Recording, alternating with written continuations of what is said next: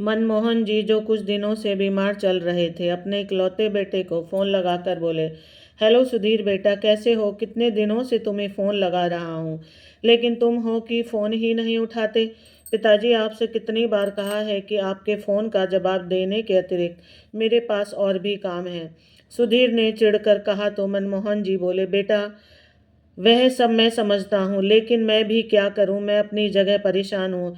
इस घर में मुझे अकेलापन काटने को दौड़ता है और मेरे घुटने का दर्द लगातार बढ़ता जा रहा है। अब और सहन नहीं होता। तुम कुछ दिन निकाल कर मेरे पास आ जाओ और मेरे घुटनों का इलाज करवा दो। पिताजी, इन फालतू के कामों के लिए मेरे पास बिल्कुल भी समय नहीं है। आप खुद जाकर डॉक्टर को दिखा दीजिए। बेटे की बात सुनकर मनमोहन जी हैरान रह गए और गुस्से से बोले, फालतू के काम? अपने पिता को डॉक्टर के पास ले जाना, बीमार पिता का इलाज कराना, आज तुम्हें फालतू के काम लग रहे हैं?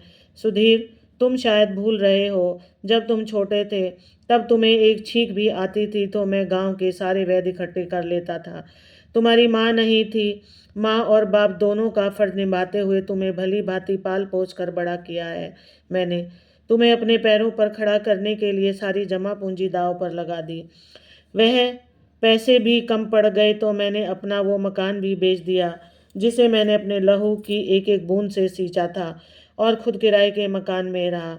आधी से ज़्यादा मेरी पेंशन केवल घर के किराए में ही चली जाती है, परंतु आज तक मैं तुमसे शिकायत नहीं की थी। बोलते बोलते मनमोहन जी हाँफने लगे। अपने पिता के मुंह से यह सब बातें सुनकर दौलत की चकाचौंध में डूबा सुधीर अचानक ज्वालामुखी के लावे की तरह फूट पड़ा। अगर अपने बेटे के लिए मकान बेचा भी था तो कौन सा बड़ा एहसान कर दिया था। ठीक है, यदि इतने एहसान आपने मुझ पर किए ही हैं तो उन्हें चुकाने का समय आ गया है। आज तक जितना पैसा मुझ पर आपने लगाया है, उतनी रकम मैं आज ही आपके बैंक अकाउंट में डाल देता हूँ, और आज तक आपने जितने भी एहसान मुझ पर किए हैं, सारे के सारे ख़त्म हो जाएंगे।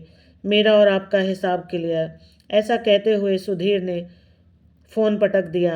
अपने इकलौते बेटे के मुंह से ऐसी बेशर्मी भरी बात और जहर से भी कड़वे बातें सुनकर मनमोहन जी का सिर चकराने लगा। चेहरा गुस्से से लाल हो चुका था। उनका शरीर क्रोध से कांपने लगा। आंखों से आंसू अभी निकलने ही वाले थे कि उनकी नज़र अपनी स्वर्गवासी पत्नी की तस्वीर की ओर गई। उसी समय उन्हें अपनी पत्नी द्वारा उसके अंतिम पलों में बोला गया एक वाक्य याद आया। सुनिए, आप मुझसे वादा कीजिए कि आप अपनी आंखों में कभी भी आंसू नहीं आने देंगे। यह वाक्य याद आते ही मनमोहन जी तुरंत अपने चेहरे पर फीकी सी हंसी लाते हुए बोले, नहीं मोहिनी, मैं रो नहीं रहा हूँ। तुम जहाँ भी हो खुश रहना। मैं यहाँ बहुत खुश हूँ और बड़े अच्छे से रह रहा हूँ। मनमोहन जी रायपुर के एक प्रतिष्ठित और अनुभवी शिक्षक रह चुके थे। जीवन में उतार चढ़ाव को झेलते हुए और कठिनाइयों से जूझते हुए उन्होंने कड़ी मेहनत करके ईमानदारी से अपना जीवन व्यतीत किया था। एक शिक्षक होते हुए भी उनका ध्यान हमेशा इस बात पर रहता कि वह अपने शिष्य को समाज के जिम्मेदार नागरिक बना सके। लेकिन कहते हैं ना कि दिया खुद ही प्रकाश से वंचित रह जाता है। यही कहावत मनमोहन जी पर भी लागू होती थी। वह बिल्कुल नहीं जानते थे कि उनके जीवन में आगे क्या होने वाला है। मनमोहन जी का इकलौता बेटा सुधीर था। उनकी धर्मपत्नी मोहिनी का निधन प्रसव पीड़ा के दौरान ही हो गया था। बेटे सुधीर के साथ ही उनकी पत्नी स्वर्गवासी हो गई थी। गांव समाज के लोगों ने उनके बेटे सुधीर को अपशकुनी बताया, जो कि जन्म लेने के साथ ही अपनी मां को खा गया। पत्नी के जाने का दुख तो मनमोहन जी को भी बहुत हुआ था, लेकिन उन्होंने सारी बातों को नकारते हुए अपने बेटे का बड़े खुले दिल से स्वागत किया। गांव में ही रहते हुए उन्होंने शिक्षा दीक्षा के साथ साथ अपने पुत्र सुधीर का नाम, माँ की ममता, आत्मीयता और पिता के कर्तव्यपरायण के साथ पालन पोषण किया। घर का छोटे से छोटा और बड़े से बड़ा काम भी वे अपने बेटे के प्रति प्रेम में वशीभूत होकर बड़े ही आराम से कर दिया करते थे। अपने हाथों से बना खाने का एक एक निवाला बड़े प्रेम के साथ अपने बेटे को खिलाया करते थे। पौष्टिक खाना खिलाने से लेकर रात की लोरियां सुनाने तक सारे काम वे स्वयं किया करते थे। रिश्तेदारों ने दूसरी शादी करने के लिए लाख मनाने की कोशिश की, लेकिन मनमोहन जी ने उनकी एक ना सुनी, क्योंकि वह भली भांति जानते थे कि दूसरी पत्नी उन्हें तो अपने पति के रूप में स्वीकार कर लेगी, लेकिन उनके बेटे को अपना बेटा समझकर कभी प्यार नहीं करेगी। अपने बेटे के बारे में सोचते हुए उन्होंने जीवन भर का अकेलापन भी स्वीकार कर लिया, परंतु सुधीर को उसकी माँ की कभी कभी महसूस नहीं होने दी। मनमोहन जी के प्रयत्नों से सुधीर अपनी पढ़ाई में ऊंचे मुकाम हासिल करने लगा और अपने कस्बे का सबसे अव्वल दर्जे का छात्र बन गया। 12वीं की बोर्ड की परीक्षा सुधीर ने 98% अंकों के साथ उत्तीर्ण की। मनमोहन जी तो जैसे अपने जीवन के उसे खुशी के पल को समेट पा रहे थे। खुशी के कारण उनकी आंखों में एक चमक आ गई थी। अब बारी थी जिंदगी के दूसरे पड़ाव की, जिसके लिए मनमोहन जी ने अपना सब कुछ समर्पित कर दिया और सुधीर का एडमिशन दिल्ली के एक बहुत बड़े शिक्षण संस्थान में करवाया। ढलती उम्र की निराशा और जीवन में गहरी सन्नाटे के बावजूद उनके मन में यह उम्मीद थी कि उनका बेटा सुधीर अपने समाज के लिए एक आदर्श उदाहरण प्रस्तुत करेगा। इंजीनियरिंग की पढ़ाई करने के साथ साथ ही सुधीर की भेंट एक लड़की सुधा से हुई, जो कि उसी के साथ सॉफ्टवेयर इंजीनियर की पढ़ाई कर रही थी। धीरे धीरे उनकी बातचीत दोस्ती में बदल गई और वह दोस्ती प्यार में कब बदल गई उन दोनों को पता ही न चला। इसके बाद सुधीर ने फैसला किया कि नौकरी लगते ही अपने पिता को सुधा के बारे में बता देगा। बहुत ही जल्दी देश की एक बहुत बड़ी सॉफ्टवेयर निर्माता कंपनी में उसे बढ़िया सैलरी पर एक बहुत अच्छी नौकरी मिल गई। इस खुशी के साथ जब वह अपने पिता के पास लौटा तो उसके पिता हर बार की तरह उसके लिए पलकें बिछाए बैठे थे। अब तक उसके दिल में दुनिया की चकाचौंध ने दस्तक दे दी थी। अब पैसा उसके लिए एक बहुत बड़ी चीज़ बन गया था, जिसके सामने पिता का प्यार, समर्पण और त्याग छोटा पड़ने लगा था। लेकिन अभी कुछ बची कुची संवेदनाएं थीं, जिन्हें अपने पिता के साथ वह बांटना चाहता था। और लगे हाथ ही उसने सोचा कि पिताजी को सुधा के बारे में भी बताने का उचित समय है। जैसे ही उसने अपने पिता को इस बारे में बताया, उसके जीवन में तो मानो आनंद की हिलोरें पैदा हो गई। वे अंदर ही अंदर बहुत खुश हुए। 2 दिन बाद ही सुधीर ने अपने पिता को सुधा से मिलवाया। सुधा से मिलने के पश्चात मनमोहन जी उसके आचार विचार से बहुत प्रभावित हुए। उसका व्यवहार, बातचीत का ढंग और सलीका उन्हें बहुत पसंद आया। उन्होंने शादी के लिए तुरंत हाँ कर दी। बहुत ही जल्दी दिल्ली में सुधीर ने अपने पिताजी और कुछ नज़दीकी रिश्तेदारों की उपस्थिति में सुधा के साथ विवाह कर लिया और उसके बाद काम के सिलसिले में ही मुंबई चला गया। लेकिन सुधीर वहां जाकर वहीं का होकर रह गया और अपनी पत्नी के साथ मुंबई में ही सेटल हो गया। परंतु दूसरी ओर उम्र के इस पड़ाव में मनमोहन जी का अकेलापन अपनी चरम सीमा तक पहुंच गया। पहले तो सुधीर हर तीसरे चौथे दिन फ़ोन कर लिया करता था, परंतु आज कई सप्ताह बीत जाने पर भी उसके फ़ोन की घंटी सुनने के लिए मनमोहन जी के कान तरस गए थे। अक्सर कहा जाता है कि शादी के बाद बेटा बहू के कारण बदल गया, परंतु यहाँ उल्टा था। सुधा हर रोज़ शाम को मनमोहन जी को फ़ोन लगाया करती थी और उनका हाल चाल जान लिया करती थी, और अपनी बहू सुधा के मुँह से 2 प्यार भरे बोल सुनकर मनमोहन जी का अकेलापन कुछ कम हो जाता था। परंतु वही अपने बेटे के व्यवहार से वह परेशान रह जाते थे। सुधा भी अपने पति सुधीर से इसी बात को लेकर झगड़ा करती कि वह अपने काम में इतना व्यस्त हो गया है कि जन्म देने वाले अपने पिता के लिए भी उसके पास समय ही नहीं है। परंतु उस पर तो केवल पैसे कमाने का भूत सवार था। अपनी पत्नी की बात सुनकर भी वह अनसुना कर देता था। अपनी अध्यापक की नौकरी से तो मनमोहन जी रिटायर हो चुके थे। अपनी सारी जमा पूंजी और मकान तक वह अपने बेटे पर लगा चुके थे। घुटनों का दर्द और अकेलापन दिन बीतने के साथ साथ बढ़ता जा रहा था, जिस कारण उन्होंने आज अपने बेटे को फ़ोन लगाया था। परंतु दूसरी ओर से जो जवाब सुधीर ने दिया था, उसका दिल अंदर तक दहल गया था। वह सोचने लगे कि आधुनिकता की दलदल में फंसता उनका मूर्ख बेटा यह जान ही नहीं पाया कि यह एहसान नहीं था, बल्कि प्यार और अपनापन था। उसके पिता का वे जानते थे कि हाई प्रोफाइल सोसाइटी के बुद्धिजीवी मानसिकता ने उसके बेटे का विवेक उससे छीन लिया है। उसकी बहू सुधा उनके अकेलेपन की व्यथा को भली भांति समझती थी, परंतु अपने पति के व्यवहार के समक्ष बेबस थी। इसी दौरान सुधा और सुधीर के घर मनमोहन जी की अगली पीढ़ी ने दस्तक दी और सुधीर का घर नन्हे मुन्ने की किलकारी से गूंज उठा। पोता होने की खबर सुनकर मनमोहन जी स्वयं को रोक न पाए और अगले दिन अपने बेटे के घर पहुंच गए। अपने पोते से मिलकर उन्हें इतनी खुशी हुई मानो उनके जीवन का सबसे अनमोल तोहफा उन्हें आज मिल गया हो। तभी तो कहा जाता है कि मूलधन से कई गुना प्यारा ब्याज होता है। अपने पोते को अपनी गोद में उठाकर उन्हें ऐसा लगा जैसे कि वक्त 30 साल पीछे चला गया हो और उनका छोटा सुधीर उनकी गोद में हो। नवजात के नामकरण का अधिकार सुधा ने मोहन जी को दिया और दादाजी ने उसका नाम कबीर रखा। उसके प्यारे से चेहरे को देखते हुए उनके मन में वात्सल्य उमड़ आया और आंखों में खुशी के आंसू आ गए। जब सुधा ने यह दृश्य देखा तो उसे बड़ी प्रसन्नता हुई, क्योंकि कई सालों के बाद उसने अपने ससुर जी को इतना खुश देखा था। उसके चेहरे पर एक मुस्कान थी। अब उसने ठान लिया था कि वह उनके चेहरे की इस मुस्कान को फीका नहीं पड़ने देगी और उन्हें अपने पोते से दूर कहीं नहीं जाने देगी। करीब 1 सप्ताह अपने बेटे के घर गुजरने के बाद जब मनमोहन जी ने वापस जाने का सोचा तो सुधा ने अपने पति सुधीर से कहा, जी एक बात कहूँ, काफ़ी समय बाद में पिताजी को हंसते मुस्कुराते हुए देखा है। अपने पोते को पाकर उनके चेहरे पर एक अलग ही रौनक आ गई है।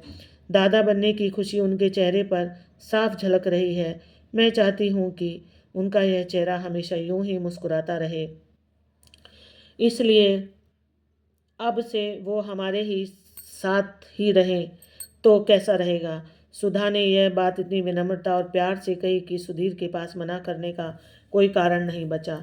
अब मनमोहन जी अपने बेटे के घर में मुंबई में ही रहने लगे। अपने पोते कबीर का साथ पाकर उनकी जिंदगी को मानो नए मायने मिल गए थे। नन्हे कबीर को भी अपने दादाजी का साथ बहुत भाता था। उनकी गोद में आकर उसे एक अलग तरह की खुशी मिलती थी।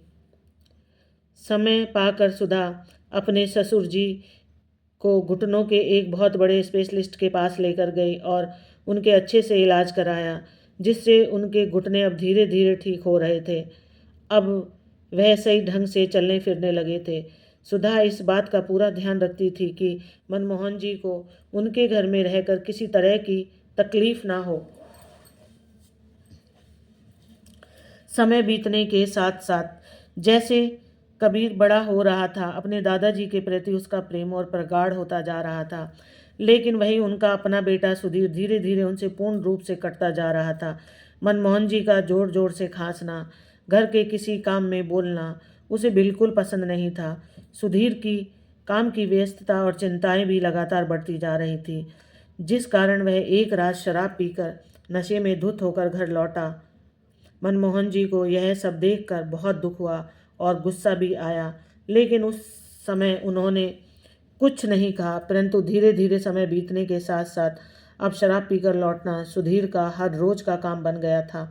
अक्सर शराब के नशे में वह सुधा को भी गालियां देने लगा था। अब मनमोहन जी ने चुप बैठना उचित नहीं समझा और एक दिन उसे अपने पास बैठकर समझाने लगे, देखो बेटा सुधीर, यह शराब कोई अच्छी चीज़ नहीं है। इसने न जाने कितने घरों को उजाड़ कर रख दिया है। मैं कई दिनों से देख रहा हूँ तुम रोज़ शराब पीकर घर आते हो। कल तो तुमने हद कर दी जब तुमने बहू को भी गालियाँ दी। तुम्हें शायद नहीं मालूम कि तुम्हारा जीवन किस दिशा में जा रहा है। तुम्हारा पारिवारिक जीवन और अधिक खराब हो इससे पहले कि तुम संभल जाओ और अपने नशे से दूर हो जाओ। पिता ने यह बात बड़ी आत्मीयता और प्रेम से कही थी, लेकिन सुधीर को लगा कि जैसे उसके पिता की बातें, उसकी चिंताएं केवल उसे ताना मारने, सताने और जताने के लिए ही हैं। ना जाने क्यों वह अपने पिता के प्यार की पूरी तरह भूल चुका था। अपने पिता द्वारा समझाए जाने पर सुधीर एकाएक भड़क उठा और बोला, पिताजी आप मेरी ज़िंदगी में कोई दखल ना दे तो ही अच्छा है। मुझे मालूम है कि मुझे कैसे जीना है, कैसे रहना है और क्या खाना पीना है। मुझे ऐसे इंसान की शिक्षा की कोई आवश्यकता नहीं है जिसने अपने जीवन भर कोई तरक्की नहीं की। मेरी ज़िंदगी में अपने हिसाब से जीऊँगा, आपके रूढ़िवादी ख्यालात के हिसाब से नहीं। इसलिए अपनी नसीहत अपने पास रखिए। सुधीर की इन बातों से मनोहर लाल जी की आंखें आंसुओं से भर उठी, परंतु उन्होंने चुप रहना ही उचित समझा, क्योंकि अब तो उनके पास गांव वाला मकान भी नहीं था जहां वे अकेले रह पाते। उनकी बहू सुधा ने भी उनकी ओर देखा और उनकी आंखों से भी आंसू बह निकले। बाद में उसने एकांत में अपने पति से बात करने की कोशिश भी की, उसे समझाने की कोशिश की, लेकिन सुधा को भी महसूस हो चुका था कि उसका पति अपनी तरक्की के नशे में इतना चूर है कि उसके सामने वह किसी को भी कुछ नहीं समझता। एक दिन के एक दिन के पास उसके मित्र का फोन आया कि आज रात उसके घर पर पार्टी है, परंतु सुधीर ने हैरानी से पूछा कि तुम तो घर पर पार्टी करते ही नहीं, तुम्हारे पिताजी इस बात की इजाज़त नहीं देते। तो उसके दोस्त ने बताया, मैं अपने पिताजी को वृद्धाश्रम में छोड़कर आ गया हूँ, क्योंकि वह मुझे स्वतंत्र जीवन जीने नहीं देते। उनके जाने के बाद मैं आराम से रहूँ। अपने मित्र की बात सुधीर को बहुत पसंद आई, क्योंकि वो स्वयं भी अपने पिता की उपस्थिति में असहज महसूस कर रहा था। अब उसने भी मन ही मन तय कर लिया कि वह भी अपने पिता को वृद्धाश्रम छोड़ आएगा। लेकिन वृद्धाश्रम भेजने की बात का सुधा ने विरोध किया। उसने दलील दी कि कबीर को अपने दादाजी के साथ बहुत अच्छा लगता है, और फिर पिताजी की तबीयत अब ठीक नहीं रहती। यह उनके आराम करने के दिन है, इसलिए हमें उन्हें अपने पास रखकर उनका ध्यान रखना चाहिए। लेकिन सुधीर ने उसकी एक न सुनी और गुस्से में अपने पिता को वृद्ध आश्रम छोड़ आया।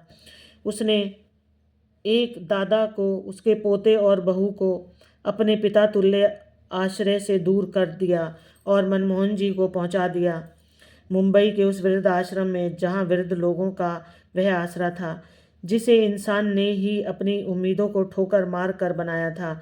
जैसे ही मनमोहन जी वृद्धाश्रम में बने कमरे में जाकर बैठे तो सामने दीवार पर कुछ लिखा था। शायद अपने बच्चों से सताए किसी बुजुर्ग ने लिख दिया होगा। उन्होंने गौर से देखा तो लिखा हुआ था, क्यों बोझ हो जाते हैं वह झुके हुए कंधे जिन पर बैठकर कभी तुम दुनिया देखा करते थे। पढ़ते ही मनमोहन जी की आंखों से आंसू बहने लगे, लेकिन उनकी सिसकियां उस चार दीवारी में ही सिमट कर रह जाती। धीरे धीरे उन्होंने अपने मन को समझा लिया कि अब शायद यही उनकी किस्मत है। जिस समय मनमोहन जी वृद्धाश्रम गए थे उस समय कबीर 7 साल का था। अपने दादा के वृद्धाश्रम भेजे जाने पर वह बहुत उदास था। रह रहकर उसके मन में अपने दादा के साथ बिताए हुए मीठे पलों की याद उमड़ आती थी। उसे वह पल याद आता जब उसके दादा आंखों में आंसू लिए उसके घर की दहलीज को पार करके चले गए थे, परंतु उस समय वह विरोध करने की स्थिति में नहीं था। उधर मनमोहन जी अपने आप को ही उन बंद दीवारों के बीच में जीने का हौसला तो देते रहते, लेकिन इसी के साथ ही वह इसी चिंता में डूबे रहते कि न जाने वे जीवन में ऐसा कौन सा पाप कर बैठे जिसका फल उन्हें ऐसे मिल रहा है। धीरे धीरे समय बीतता गया। आज कबीर 16 साल का हो चुका था और हर साल की तरह सुधा अपने बेटे को उसके जन्मदिन पर उसके दादा से मिलाने वृद्धाश्रम ले गई, और वहां जाकर मनमोहन जी और अन्य बुजुर्गों के साथ उसने कबीर का जन्मदिन मनाया। मनमोहन जी और उनका पोता कबीर एक दूसरे का साथ पाकर बहुत खुश थे। वे आपस में मित्रों की तरह हंसी मजाक कर रहे थे, परंतु हमेशा की तरह अलग होते समय दोनों की आंखों में आंसू थे। अपने पोते से अलग होते ही मनमोहन जी के मन में फिर से असीमित सन्नाटा पसर जाता था। फिर से उन्हें अपनी जिंदगी नीरस लगने लगती, परंतु वे कर ही क्या सकते थे, क्योंकि जिस पौधे को उन्होंने अपने लहू से सींच कर पल्लवित किया था, आज वही पौधा वृक्ष बनकर उनसे मुंह मोड़ चुका था। इधर कबीर ने भी महसूस किया कि उसके दादाजी अब बहुत कमज़ोर पड़ चुके हैं, इसलिए वह अंदर ही अंदर अपने दादाजी की देखभाल न करने की गिलानी से भर उठता था। एक प्राचीन कहावत है कि कर्मों का फल तो भोगना ही पड़ता है। देखते ही देखते समय का चक्र बदला और एक दिन कबीर महज 16 साल की उम्र में ही बियर की बोतल चढ़ाए नशे में धुत शाम को पार्टी से घर लौटा। अचानक इस घटना से सुधीर के अंदर का पिता जाग उठा और एक सामान्य भारतीय पिता की तरह उसने भी अपने बेटे कबीर से प्रश्न किया, क्या तुम्हारी उम्र है नशा करने की? तुम्हें शर्म नहीं आई? इस उम्र में नशे में धुत होकर अपने पिता के सामने खड़े हो? गुस्से में सुधीर ने पूछा तो जवाब उससे अपने बेटे कबीर से मिला। उसने उसे अंदर तक हिलाकर रख दिया। कबीर ने कहा, it's my life my rules. मेरी ज़िंदगी मुझे अपने तरीके से जीनी है। आप भी तो ऐसे ही जीते हो क्या आपने कभी दादाजी की बात सुनी थी? तो फिर मैं आपकी बात क्यों सुनूं? फिर क्या था? सुधीर ने एक जोरदार थप्पड़ अपने बेटे को जड़ दिया, लेकिन कुछ होने वाला नहीं था। आज सुधीर की खुद की गलतियां ही उसके सामने उसे नीचा दिखा रही थी। अंदर ही अंदर उसे एहसास होने लगा कि जिस वृद्ध आश्रम में उसके पिता मन मार कर जी रहे हैं, वही वृद्ध आश्रम अब उसका भी इंतजार कर रहा है। कुछ सालों के बाद वह भी अपने पिता के स्थान पर होगा। उसका अतीत उसके सामने आने लगा। अपने पिता की जिन चीखों और सिसकियों को उसने अपने नशे में चूर होकर हमेशा नज़रअंदाज किया, आज उसके अपने बेटे की हरकत उसे वह सब याद दिला रही थी। सुधीर तिलमिला उठा। उधर सुधा ने जब अपने पति को गुस्से में तिलमिलाए देखा तो आकर बोली, यदि आपने बबूल का बीज लगाया है तो आप आम की कल्पना नहीं कर सकते। जैसे कर्म आपने किए हैं, फल तो वैसा ही मिलना था। पत्नी और बेटे की बातें सुनकर सुधीर के सामने उसके अतीत के पन्ने खुलने लगे, जो उसे एहसास कर रहे थे कि उसने पैसा तो बहुत कमाया, नहीं कमा सका तो केवल अपने पिता का प्यार। जिस पिता ने उस पर अपना सब कुछ समर्पित कर दिया था, उसी पिता को उसने अपने जीवन के अंतिम चरण में वृद्धाश्रम की चार दीवारी में तड़पने के लिए छोड़ दिया। आज ना तो वह अपनी पत्नी का रहा और ना बेटे का और ना ही पिता का। रात बीत गई, सब लोग सो चुके थे, परंतु सुधीर की आंखों से नींद कोसों दूर थी। आज तक उसने जो किया था और उसके आज साथ जो हुआ था, उसके बारे में सोच सोच कर उसकी आंखों से आंसू बहते जा रहे थे। अगले दिन सुबह जब सुधा सो कर उठी तो उसने देख कर हैरान थी कि सुधीर नहा धोकर तैयार खड़ा था। उसने सुधा और अपने बेटे कबीर को भी तैयार होकर उसके साथ चलने के लिए कहा, लेकिन उन्हें यह नहीं बताया कि वह लोग कहाँ जा रहे हैं।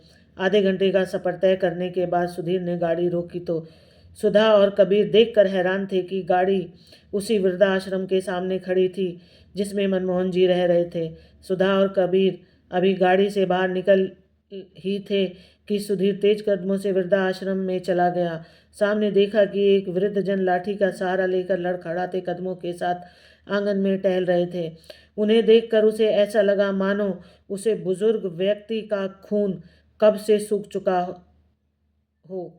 चेहरे पर झुर्रियों का एक जाल था, सिकुड़ी हुई हड्डियां मांस से बाहर निकल रही थीं।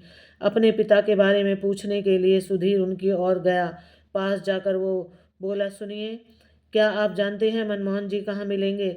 लेकिन जैसे ही उस बुजुर्ग ने पीछे मुड़कर उसकी ओर देखा तो सुधीर का शरीर कांप उठा।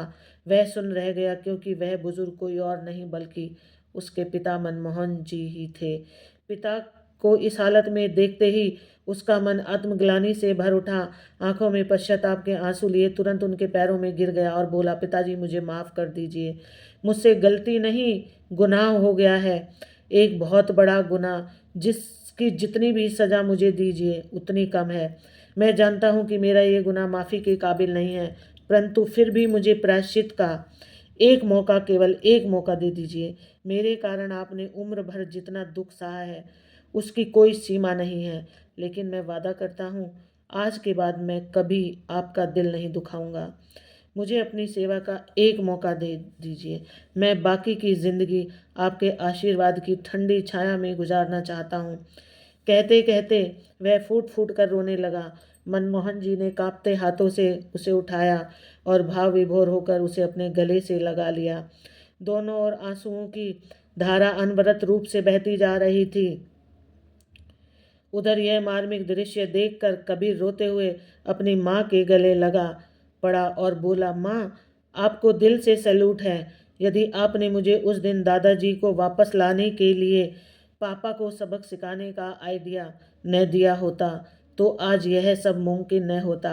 आप दुनिया की सबसे अच्छी माँ हो और सबसे अच्छी बेटी। I am proud of you mom. दरअसल कबीर उस रात शराब पीकर नहीं आया था, बल्कि वह सारी घटना सुधीर को सबक सिखाने के लिए सुधा और उसके बेटे कबीर ने एक सोचा समझा नाटक था, जिसके चलते आज सुधीर सही रास्ते पर आ चुका था। बहू की कोशिशों के कारण ही आज एक बूढ़े पिता को वह सुकून और सम्मान मिल रहा था जिसके वह हकदार थे। सुधा ने आज साबित कर दिया था कि यदि एक बहू चाहे तो अपने परिवार को अपने प्रेम के धागे से मोतियों की तरह पिरो कर रख सकती है। राधे राधे। आपको यह कहानी अच्छी लगे तो कमेंट बॉक्स में ज़रूर बताएं। धन्यवाद।